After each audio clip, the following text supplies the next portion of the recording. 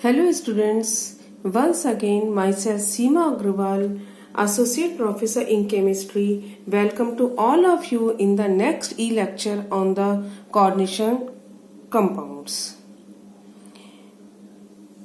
Dear students, पिछले कुछ समय से हम कोऑर्डिनेशन कंपाउंड्स के बारे में पढ़ रहे हैं, जो कि आपका बीएससी पार्ट सेकंड की इनऑर्गेनिक केमिस्ट्री की थर्ड यूनिट को कवर करता है। ठीक है बच्चों, हमने अभी तक कोऑर्डिनेशन कंपाउंड्स क्या होते हैं और इनकी थ्योरी वर्णन जो दी थी वो अपन पढ़ चुके हैं। इनकी अपन स्टीरियोकेमिस्ट्री और आइसोमेरिज्म पढ़ चुके हैं। ठीक है, अब हम इसके एक और इम्पोर्टेंट पार्ट पे आते हैं, that is bonding in coordination compounds. ठीक है, तो यहाँ पे क्या है कि इनकी जो बॉन्डिंग थी, क्योंकि पहले तो इनकी जो बहुत समय तक तो अपन इनका बॉन्डिंग नहीं समझ पाए कि कौन सा बॉन्ड होता है, फिर समझ में आए कि इनका कोऑर्डिनेशन बॉन्ड होता है। अब लेकिन अपन कौन सी थ्योरी है, किस थ्योरी के अकॉर्डिंग अपन इसकी बॉन्डिंग को एक्सप्लेन कर सकते हैं। ठीक है, तो जो पॉलिंग था जिसने की वीबीटी, इसके लिए अपन सबसे पहले लेते हैं वीबीटी, बैलेंस बॉन्ड थ्योरी के थ्रू हम कोऑर्डिनेशन कंपाउंड्स के बॉन्डिंग को समझा सकते हैं। ठीक है, इसको सबसे पहले दिया था पॉलिंग ने। पॉलिंग ने क्या करा था कि जो उसने पहले जो पॉली एटमिक जो एटम्स थे उनको समझाने के लिए जो बैलेंस बॉन्ड थ्योरी दी थी, उसी को इसने क्या करा, यहाँ पे कोऑर्डिनेशन कंपाउंड्स के ऊपर अप्लाई किया था।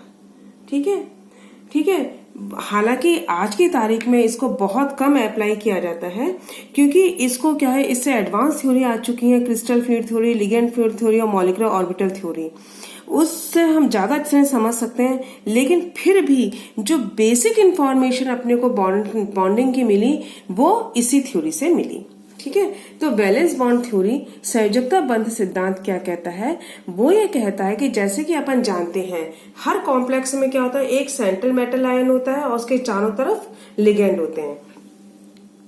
तो जो केंद्रीय धातु परमाणु होता है, सेंट्रल मेटल आयन जो होता है, वो क्या करता है, जो इसका कोऑर्डिनेशन नंबर होता है, अपन पढ़ चुके हैं उप सहसंयोजन नंबर। सेंट्रल धातु जो होती है, धातु परमाणु अपने कोऑर्डिनेशन नंबर के बराबर, उप सहसंयोजन नंबर के बराबर क्या करता है, खाली ऑर्बिटल प्रोवाइड कराता है। ठीक है, खाली ऑर्बिटल प्रोवाइड करता है। अब ये आपके S भी हो सकते हैं, P भी हो सकते हैं, D भी हो सकते हैं, कोई से भी खाली ऑर्बिटल हो सकते हैं। ये जो खाली ऑर्बिटल होते हैं, क्योंकि अपने को पता है कि बैलेंस बॉन्ड थ्योरी हमेशा संकरण या हाइब्रिडाइजेशन के ऊपर बेस्ड है, तो क्या कहता है कि जो these vacant orbitals hybridize together to form equal number of hybrid orbitals having same energy and same shape and definite geometry.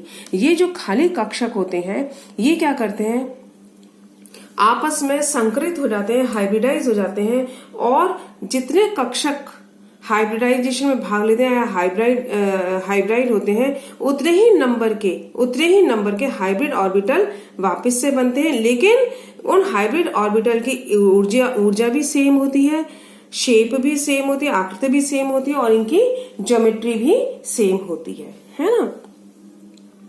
अब ज्योमेट्री कैसी है, ज्योमेट्री डिपेंड करती है जिस तरीके का इनका हाइब्रिडाइजेशन हो, उस तरीके से इनकी ज्योमेट्री होती है। जैसे मान लीजिए आपका यदि D2sp3 हाइब्रिडाइजेशन है और उप सहसंयोजक नंबर इसका 6 है, तो ज्योमेट्री होगी ऑक्टाहेड्रल। यदि आपकी sp3d2 हाइब्रिडाइजेशन है और कोऑर्डिनेशन नंबर 6 है, तो भी आपकी ऑक्टाहेड्रल हो सकती है। dsp2 हाइब्रिडाइजेशन यदि होता है तो आपका होती है ज्योमेट्री स्क्वायर प्लेनर। यदि आपकी sp3 हाइब्रिडाइजेशन होता है तो ज्योमेट्री होती है टेट्राहेड्रल, और यदि sp होता है तो होती है आपकी लीनियर। ठीक है, ये अपन पढ़ चुके हैं काफी बार। ठीक है, अब क्या होता है, ये तो हो गया आपका फर्स्ट 2 स्टेप हो गई। सबसे पहले तो सेंट्रल मेटल आयन ने क्या करा, आपको हाइब्रिड वेकेंट ऑर्बिटल प्रोवाइड करा दिया, और ये वेकेंट ऑर्बिटल आपस में हाइब्रिडाइज होकर इन्होंने नए कक्षक बना लिए। अब क्या होगा, जब कॉम्प्लेक्स बनता है, जब भी जटिल यौगिक बनता है, तो ये जो वेकेंट हाइब्रिड खाली जो कक्षक है, हाइब्रिड कक्षक है, ये क्या करते हैं, लिगेंड के भरे हुए कक्षक के साथ ओवरलैप करते हैं। ठीक है। तो मेटल के खाली कक्षक लिगेंड के भरे हुए कक्षक के साथ ओवरलैपिंग करते हैं और एक बॉन्ड बनाते हैं। यानी कि आपका जो लिगेंड है यहाँ पे वो तो क्या कर रहा है, इलेक्ट्रॉन डोनर की तरह बिहेव करेगा, और मेटल एटम क्या है, इलेक्ट्रॉन ग्राही की तरह बिहेव करेगा। और इस तरीके से जो बॉन्ड बनता है वो आपका क्या कहलाता है, कोऑर्डिनेट बॉन्ड कहलाता है। ठीक है। अब इसको क्या होता है, ये जो बॉन्ड बनता है, क्योंकि इसमें क्या हुआ कि लिगेंड से मेटल की तरफ आता है लोन पेयर, यानी जो हाइब्रिड ऑर्बिटल है मेटल के, उन्होंने लिगेंड से इलेक्ट्रॉन पेयर डोनेट किए, इसलिए इसको अपन इस तरीके से रिप्रेजेंट करते हैं। लिगेंड से मेटल की तरफ एरो का निशान लगाते हैं और एक ये सिग्मा बॉन्ड बनाता है जिसमें कि कोवेलेंट कैरेक्टरिस्टिक्स होती हैं। ठीक है। तो ये तो थी इसकी मेन पोस्टुलेट। अब क्या है कि यहाँ पे तो क्या हुआ, लिगेंड से मेटल की तरफ क्या बन गया, सिग्मा बॉन्ड बन गया। लेकिन तो आगे चलने से पहले अब अपन ये भी कह सकते हैं, तो इसके लिए क्या जरूरी है, इसके लिए क्या है कि लिगेंड के पास, इसके लिए क्या आवश्यक है, लिगेंड के पास क्या होना चाहिए, कम से कम एक इलेक्ट्रॉन पेयर होना चाहिए, तभी तो क्या होगा कि वो बॉन्ड बना सकता है। तो लिगेंड के पास कम से कम एक इलेक्ट्रॉन, मिनिमम एक इलेक्ट्रॉन पेयर होना चाहिए। ठीक है। अब क्या हुआ, इसके ये जो बन गया, इसमें लिगेंड से मेटल की तरफ तो क्या हो गया, सिग्मा बॉन्ड बन गया। सॉरी, ये देखो, ये बना लिगेंड से मेटल की तरफ क्या बन गया, ये सिग्मा बॉन्ड बन गया। ठीक है। अब इसमें क्या होता है कि यदि लिगेंड से मेटल की तरफ जाएंगे तब क्या होगा कि मेटल के पास एक लिगेंड तो है नहीं, बहुत सारे लिगेंड होते हैं। ठीक है। जितना कोऑर्डिनेशन नंबर है उतने ही लिगेंड होते हैं। तो मेटल के पास क्या होगा, बहुत सारे नेगेटिव चार्ज एक्यूमुलेट हो जाएंगे, और जब एक्यूमुलेट हो जाएंगे तो इनके बीच में क्या होगा, रिपल्शन होगा, तो अनस्टेबल हो जाएगा। लेकिन ऐसा होता नहीं है। तो इसमें क्या होता है, लिगेंड से जब मेटल की तरफ सिग्मा बॉन्ड बनते हैं, उसके साथ साथ क्या होता है कि मेटल के पास भी तो कुछ क्या होते हैं, पूरे भरे हुए डी कक्षक होते हैं। ये डी कक्षक जो मेटल के भरे होते हैं, ये क्या करते हैं, लिगेंड के पास खाली जो डी कक्षक होते हैं, खाली कक्षक, डी कक्षक नहीं, कोई से भी कक्षक हो सकते हैं, पी भी हो सकते हैं और डी भी हो सकते हैं। तो खाली जो कक्षक होते हैं उसके साथ ये वापस से ओवरलैप करते हैं, और इनका जो नेगेटिव चार्ज यहाँ पे एक्यूमुलेट होता है वो थोड़ा सा इसमें डिस्ट्रीब्यूट हो जाता है, और ये बना लेंगे आपस में पाई बॉन्ड। ठीक है। तो मतलब क्या है, पहले तो क्या होगा, लिगेंड से मेटल की तरफ आएगा, लिगेंड से जब मेटल की तरफ आते हैं तब क्या होता है कि मेटल के पास बहुत सारा नेगेटिव चार्ज एक्यूमुलेट हो जाता है। इसलिए क्या करते हैं, इस नेगेटिव चार्ज को रिमूव करने के लिए जो मेटल के फिल्ड ऑर्बिटल हैं वो लिगेंड के एम्प्टी ऑर्बिटल से वापस से ओवरलैपिंग करते हैं और एक पाई बॉन्ड बना लेते हैं। ठीक है। In this process electroneutrality is maintained and the metal ligand bond is strength. मतलब क्या है, यदि लिगेंड से मेटल की तरफ इलेक्ट्रॉन जा रहे हैं तो वो जो बॉन्ड बन रहा है उसकी मजबूती जब ही होगी जब मेटल के भरे हुए कक्षक लिगेंड के खाली कक्षक से ओवरलैप करके एक पाई बॉन्ड बनाएंगे। ठीक है। तो ओवरऑल अपन क्या कह सकते हैं, यदि मान लीजिए आपके पास ये है सेंट्रल मेटल आयन, इसको मैं ऐसे और यदि समझाऊं, ये आपका सेंट्रल मेटल आयन है। इस सेंट्रल मेटल आयन के पास मान लीजिए ये कक्षक है। ठीक है। ये कक्षक है, और ये कक्षक कैसे हैं आपके पास, खाली कक्षक है। ठीक है। तो ये क्या हो गया, ये खाली कक्षक हो गए सेंट्रल मेटल आयन के पास, और अपने पास लिगेंड है। ठीक है। लिगेंड के ये कक्षक क्या है, भरे हुए हैं। ये कक्षक लिगेंड के भरे हुए हैं, तो ये क्या करेंगे, इसके साथ ये ओवरलैपिंग कर जाएंगे। ठीक है। तो ये क्या, ये ओवरलैपिंग करके तो क्या बना रहे हैं, आपके सिग्मा बॉन्ड बना रहे हैं। ठीक है। अब दूसरी तरफ क्या होगा, दूसरी तरफ क्या होगा कि धातु आयन के जो पूरे भरे हुए डी कक्षक हैं वो क्या करते हैं, लिगैंड के डी कक्षकों को, जो खाली कक्षक है उनको दे देते हैं, और इससे क्या होता है, इससे एक बॉन्डिंग पाई बॉन्ड बन जाता है। इसको अपन इस तरीके से रिप्रेजेंट कर सकते हैं। ये मान लीजिए आपका, फिर अगेन मैं बता रही हूँ, सेंट्रल मेटल आयन है। सेंट्रल मेटल आयन के मान लीजिए, ये अलग अलग बता रही हूँ, फिर मैं आपको बाद में एक साथ भी बताऊंगी।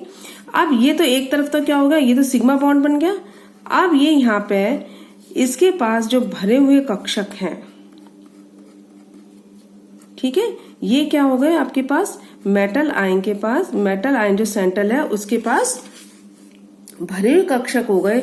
वो क्या करेंगे, लिगैंड के जो खाली कक्षक हैं उसके साथ ये ओवरलैपिंग करेंगे।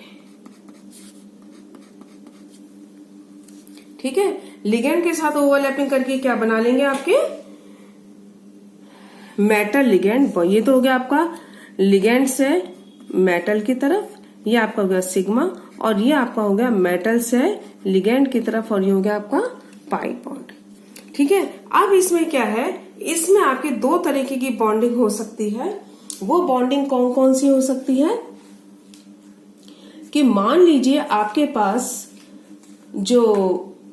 ये जो मेटल है, अब ये कौन से लिगैंड की तरफ कहां से करेंगे ओवरलैपिंग, कैसे करेंगी, तो इसमें क्या है कि जो वेकेंट ऑर्बिटल जो लिगैंड में होते हैं वो कौन कौन से हो सकते हैं। एक तो हो सकते हैं डी ऑर्बिटल, ठीक है, वेकेंट ऑर्बिटल जो लिगैंड में हो सकते हैं वो कौन कौन से हो सकते हैं। एक तो हो सकते हैं डी ऑर्बिटल, एक तो क्या हो सकते हैं डी कक्षक, ठीक है, और दूसरे क्या हो सकते हैं आपके एंटी बॉन्डिंग पाई ऑर्बिटल्स।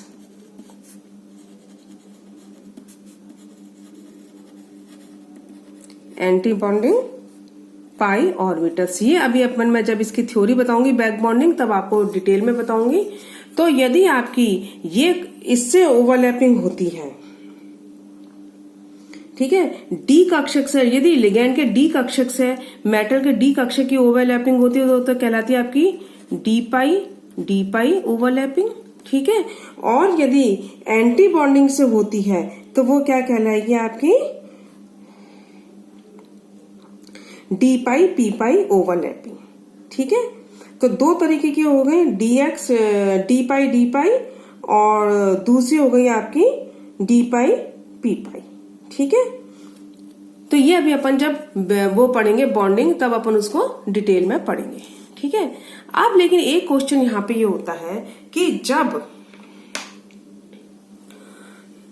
जो सेंट्रल मेटल आयन है उस सेंट्रल मेटल आयन के चारों तरफ बहुत सारे लिगैंड हैं, और ये लिगैंड जब इसको इलेक्ट्रॉन डोनेट करते हैं, इलेक्ट्रॉन पेयर डोनेट करेंगे, तब क्या होगा कि इलेक्ट्रॉन एक लिगैंड ने यदि मान लीजिए इलेक्ट्रॉन पेयर डोनेट किया, 2 इलेक्ट्रॉन डोनेट किए, अब कोऑर्डिनेशन नंबर 6 है, कोऑर्डिनेशन नंबर 6 है तो क्या करेंगे 12 इलेक्ट्रॉन यदि उसको करते हैं तो क्या होगा कि सेंट्रल मेटल आयन पे बहुत सारा चार्ज इकट्ठा हो जाएगा, और इसके लिए आप क्या करते हैं, तो इसकी स्टेबिलिटी नहीं होनी चाहिए। इसकी स्टेबिलिटी को अपन फिर क्या करा, पॉलिंग ने इसकी स्टेबिलिटी को समझाने के लिए पहले तो इसने क्या करा कि एक तो इनके बीच में पाई बॉन्डिंग हो जाती है। ठीक है,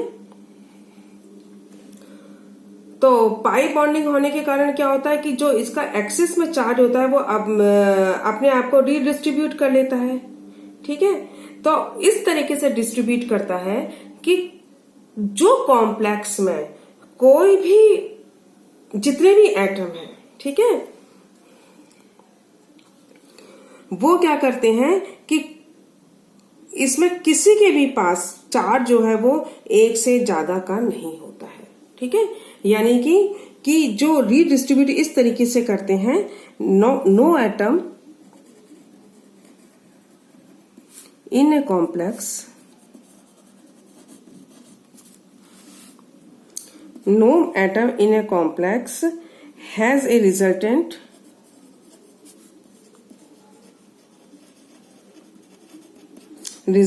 charge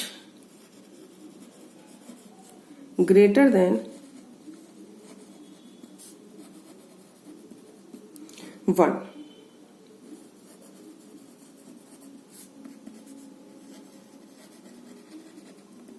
ठीक है, तो ये जो है, तो ये कैसे होगा, कैसे अपने आप को डिस्ट्रीब्यूट करेंगे, इसके लिए फिर क्या करें, इसने 2 थ्योरी दी। ठीक है, तो जो स्टेबिलिटी है कोऑर्डिनेशन कंपाउंड्स की, उसके लिए उसने क्या करा, 2 थ्योरी दी, स्टेबिलिटी ऑफ कॉम्प्लेक्स या कोऑर्डिनेशन कंपाउंड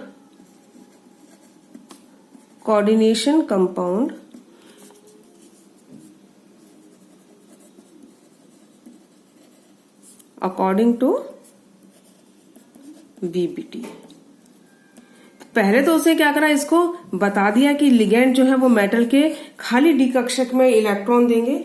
अब इलेक्ट्रॉन के बाद जब देंगे तो इसमें बहुत सारा सेंट्रल मेटल आयन के ऊपर चार्ज इकट्ठा हो जाएगा और उस चार्ज के कारण क्या होगा, ये कॉम्प्लेक्स आपका अनस्टेबल हो जाएगा। अब जब अनस्टेबल हो जाएगा तो कहता नहीं अनस्टेबल नहीं होता, तो ये जो चार्ज है अपने आप को रीडिस्ट्रीब्यूट करता है और रीडिस्ट्रीब्यूट करके इसमें क्या होता है, वो स्टेबल हो जाता है। तो उसके अकॉर्डिंग 2 थ्योरीज होती हैं या 2 प्रिंसिपल होते हैं जिसके थ्रू अपन इसकी स्टेबिलिटी को एक्सप्लेन कर सकते हैं। पहला है आपका इलेक्ट्रोन्यूट्रलिटी थ्योरी। इलेक्ट्रोन्यूट्रलिटी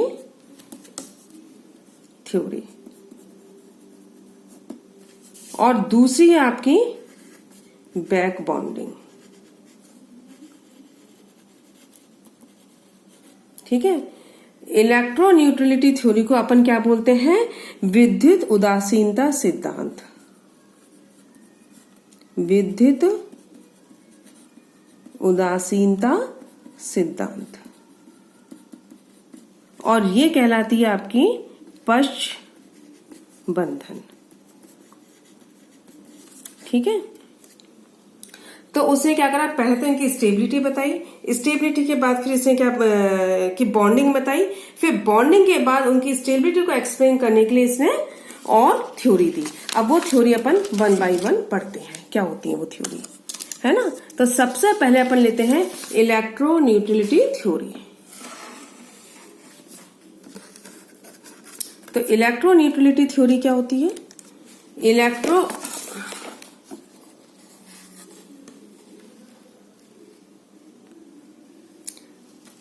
सबसे पहले अपन ले रहे हैं, कौन सी पहली वाली ले रहे हैं,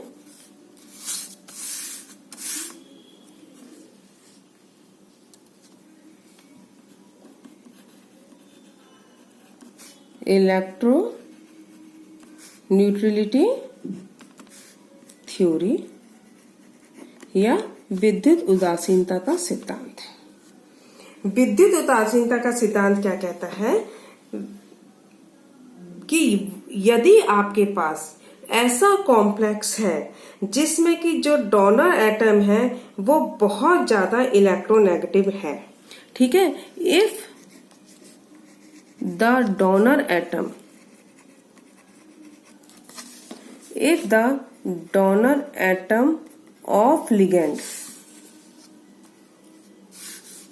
of ligand is highly electronegative। ठीक है, यानी कि बहुत ज्यादा विद्युत ऋणीय है। जैसे कि आपका नाइट्रोजन है, ऑक्सीजन है, इसका मैं एग्जांपल भी लिख देती हूँ, नाइट्रोजन है, ऑक्सीजन है, फ्लोराइड है। ठीक है, तो क्या होता है कि ये जो तब क्या होगा कि जो आपका शेयर्ड इलेक्ट्रॉन पेयर्ड है वो क्या करेगा, अनइक्वली शेयर्ड होता है मेटल और लिगेंड के बीच में। यानी मेटल्स के पास जब लिगेंड इलेक्ट्रॉन पेयर को डोनेट करता है और उसमें जो लिगेंड का जो डोनर एटम है बहुत ज्यादा विद्युत ऋणीय है, तो क्या होगा कि जो इलेक्ट्रॉन पेयर है वो मेटल और लिगेंड के बीच में इक्वली डिस्ट्रीब्यूट नहीं रहता है, अनइक्वली डिस्ट्रीब्यूट रहता है। ठीक है, तो इसमें क्या हो गया कि मेटल के ऊपर तो क्या हुआ, एक पॉजिटिव चार्ज आ गया और लिगेंड के ऊपर एक नेगेटिव चार्ज हो गया। और ये जो अनइक्वल डिस्ट्रीब्यूशन होता है, ये मेटल के ऊपर जो एक्सिस चार्ज आता है इसको थोड़ा सा कैंसिल कर देता है और इसका क्या होता है, एक मतलब न्यूट्रल मेटल एटम बन जाता है। समझ में आया आपको?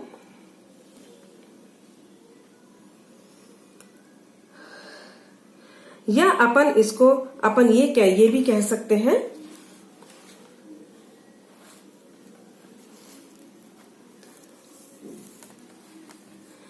ये आपका कहलाता है विद्युत उदासीनता का सिद्धांत। और ये क्या कहलाता है कि जो सेंट्रल मेटल आयन के ऊपर जो चार्ज बनता है वो क्या होता है, बहुत ज्यादा इसमें न्यूट्रल हो जाता है।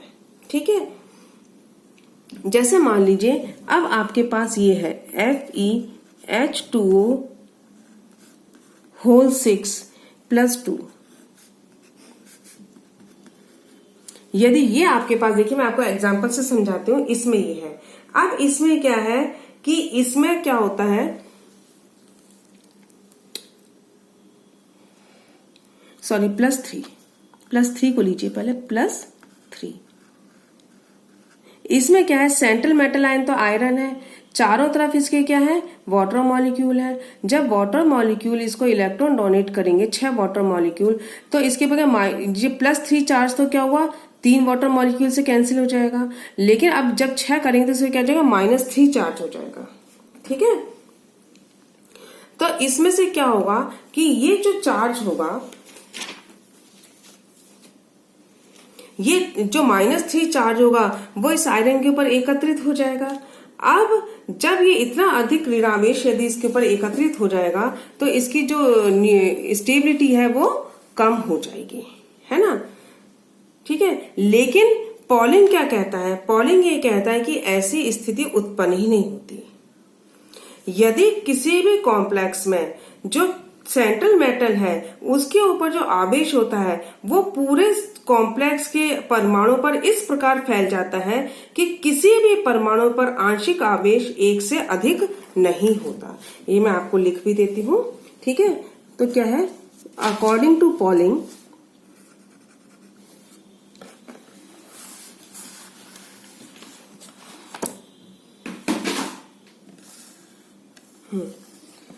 अकॉर्डिंग टू पॉलिंग क्या होता है, कॉम्प्लेक्स के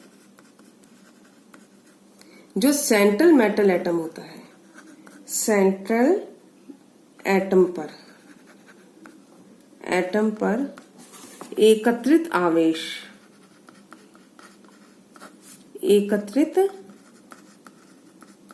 आवेश कॉम्प्लेक्स के अन्य परमाणुओं पर इस तरह फैल जाता है, इस प्रकार फैल जाता है कि कॉम्प्लेक्स के किसी भी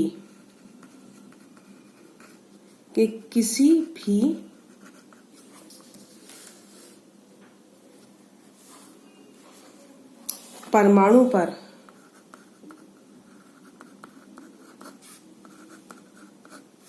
आंशिक आवेश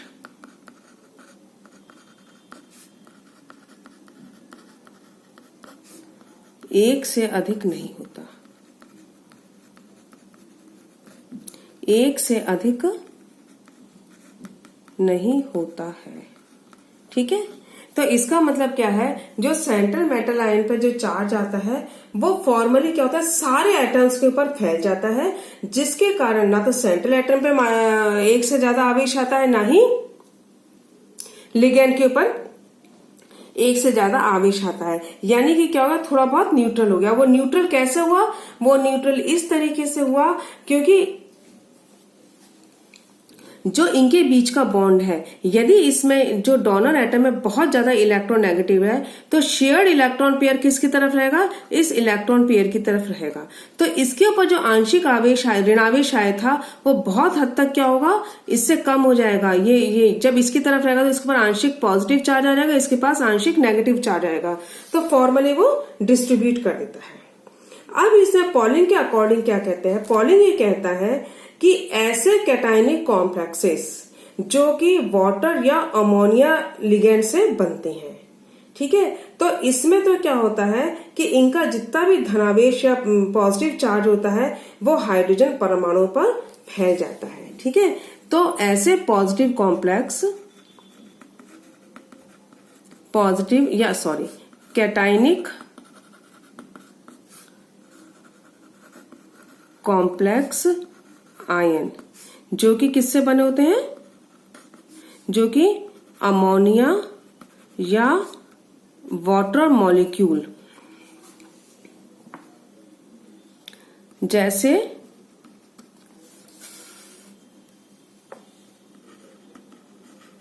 लिगेंड से बनते हैं। तो इसमें क्या होगा कि इसमें सारा धनावेश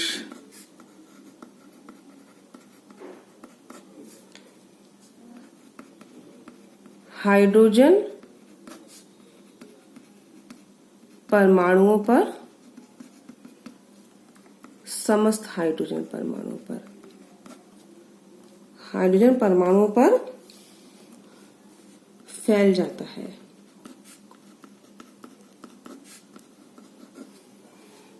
ठीक है, तो इसको क्या है, और यदि कॉम्प्लेक्स आपका कैसा है, नेगेटिव है, एनायनिक कॉम्प्लेक्स है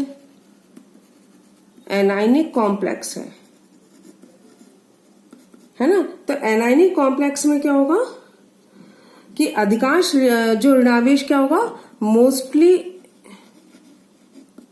नेगेटिव चार्ज क्या होगा, इसके जो नेगेटिव वो होते हैं ना एटम्स पर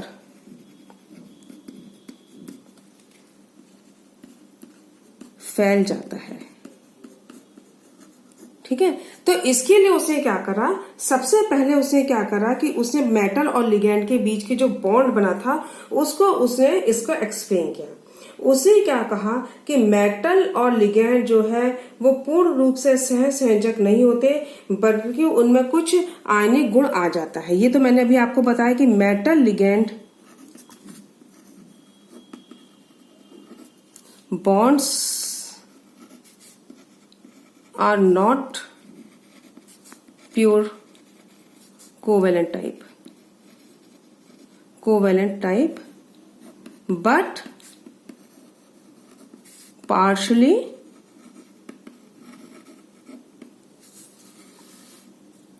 आयनिक। ठीक है, हम किन की बात कर रहे हैं, हम ऐसे कॉम्प्लेक्सेस की बात कर रहे हैं जिसमें कि जो डोनर एटम है वो कैसे है, बहुत ज्यादा नेगेटिव है ना। तो अब इनमें हम ये कहते हैं कि जो इसके पॉलिंग क्या कहता है, पॉलिंग कहता है कि मेटल लिगेंड जो बॉन्ड होते हैं वो कैसे होते हैं, पार्शियली आयनिक होते हैं। अब इसमें क्या होगा, पार्शियली आयनिक होने में क्या होता है, जैसे मान लीजिए कि आपका ये FeH2O होल 6+3 वाला जो कॉम्प्लेक्स है, इसमें क्या हुआ, इसमें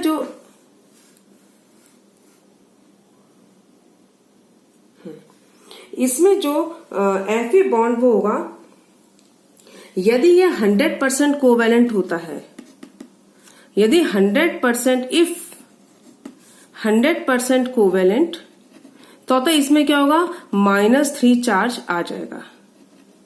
ठीक है, लेकिन यदि ये बॉन्ड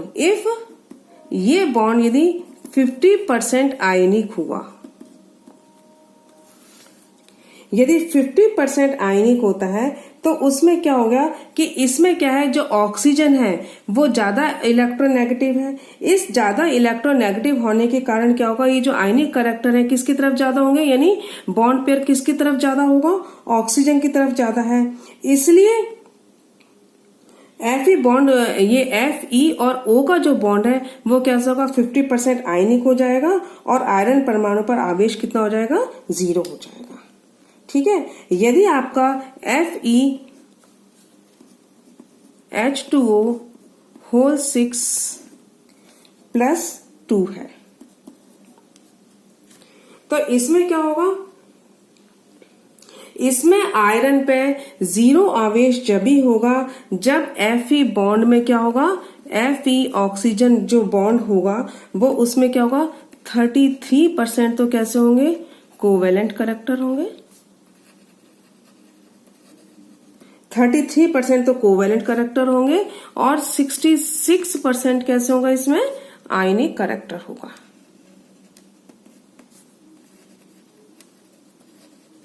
तब क्या होगा, ये जो आयरन है इसमें क्या होगा, इसमें आयरन पे 0 चार्ज आ जाएगा। ठीक है, तो आप क्या कह सकते हो कि आयरन की ऑक्सीकरण संख्या के घटने से FeO ऑक्सीजन बॉन्ड के, यानी आयरन और ऑक्सीजन बॉन्ड के सह संयोजक कैरेक्टर में थोड़ी सी कमी आ गई।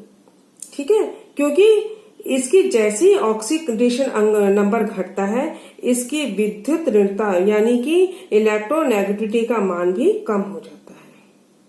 तो इसके सिद्धांत के उपयोग से हम इन संक्रमण धातुओं की विभिन्न ऑक्सीकरण अवस्थाओं में विभिन्न लिगेंडों के साथ बने हुए संकुलों के स्थायित्व के बारे में अनुमान लगा सकते हैं। ठीक है, तो ये तो था हमारा इलेक्ट्रिकल न्यूट्रलिटी थ्योरी। इसकी हम कैसे अनुमान लगा सकते हैं और जो अपनी दूसरी बॉन्डिंग है बैक बॉन्डिंग या पाई बॉन्ड या बैक बॉन्डिंग या पश्च बंधन, इसको अपन नेक्स्ट टर्न पे पढ़ेंगे। Till then good bye.